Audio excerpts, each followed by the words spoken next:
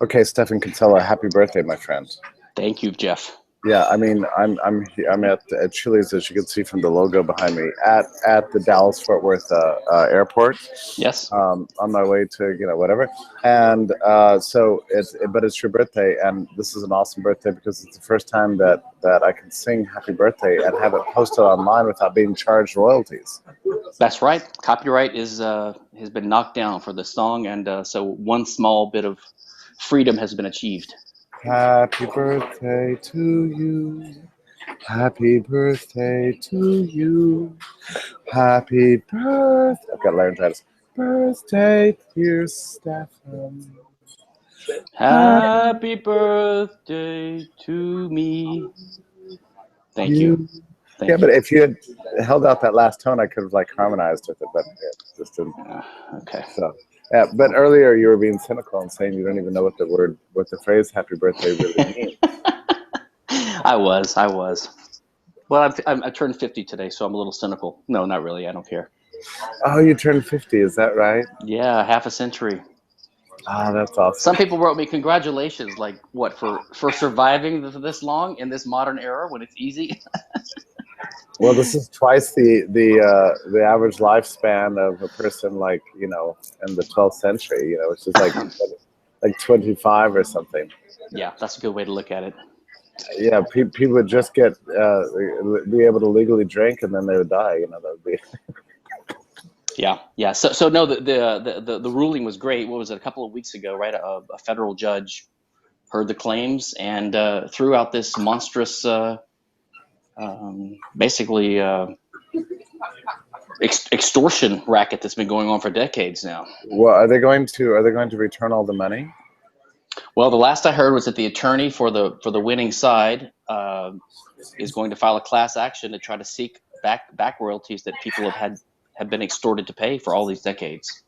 Yeah, well, it's a scam, and like we talked about at the time, I mean, it was very obviously in the public domain, and it's been obvious for a very long time. I mean, it's a folk song, and also there were editions that are extant that predated 1922, 23, so proof that it's in the public domain. But what matters is that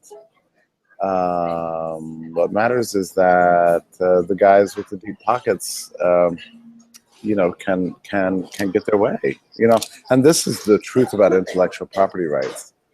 It's about power, not about property.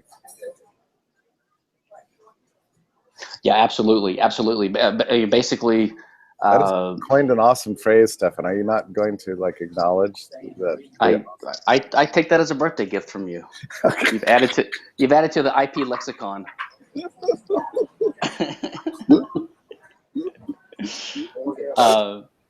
No, but the funny thing is, it doesn't really matter whether the claims were valid, because this big company, Warner, had power on their side, and they could just get people to pay because the victims of this extortion racket usually couldn't afford to fight it. But finally, some woman said she's had enough, and she found some lawyers to help her, and she fought it, and she won. So it's after so long, unbelievable. Yeah, if only someone could do that with Mickey Mouse. Yeah, well, if the Mickey Mouse thing was ever fixed, we'd have to reverse, 3 decades of legislation, since apparently that's the only thing that really matters. Mickey Mouse, right? Right. I mean, the copyright to Happy Birthday has been a big deal too, though, really.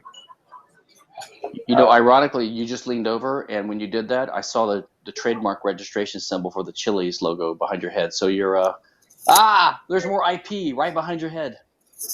Yeah, I can't call myself Chili's.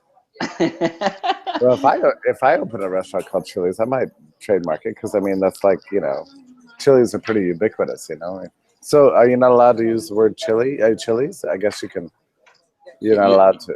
Yeah. I'm sure that Chili's has several trademarks on their design, the way it looks behind you with the little chili sim, and also the word Chili's, just the text mark, right? Covering food services, things like that. So if you had anything, what this is called? This is called Goose Island. Yes. By the way, they accidentally brought me a second beer, but I mean, what am I supposed to do? It's breakfast time. They brought me 2 beers like this. Am I supposed to drink them both? It's kind of insane. But anyway, what if I started a beer called something like Duck Island? Would I get hammered by this company? Possibly. It depends on how litigious they are. I see. Or if I called it Goose Grove, you know.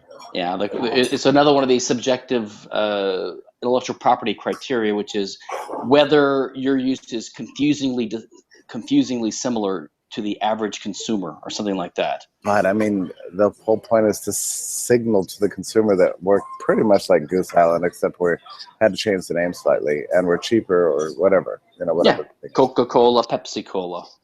Yeah, well, those are pretty different. They're both colas. Pepsi is not the real thing. Okay, Burger King and Burger Chef. How about that? Is there such a thing as Burger Chef? I don't know. I think so. Or maybe it's mythological, like the country of Ruritania. Burger Chef. That was from Mad Men. That was the account they got. Burger Chef. Yeah, but usually they used real companies in their examples, so maybe not always. So I assumed it was a real company. I have a vague sense that it is too. I just don't know. Okay. Well, but of course, there's a town called Hamburger in Germany, right? So they could presumably sue all the people that use the word hamburger. If it's trademarked, but it's not, probably. Who knows? Maybe it's not too late to find some ancient Germanic trademark law. Well, how would you like it if I started calling myself Stephan Kinsella, huh? Would that teach you a thing or two? I think it might improve my image. Okay, my plane is boarding, so I've got to head out. Thanks for the birthday wishes, and I'm glad we can sing happy birthday now. Yeah, and I was going to send you the link to this incredibly valuable video we just made. Okay. All right, take care. Take care. Have a good flight. Bye-bye.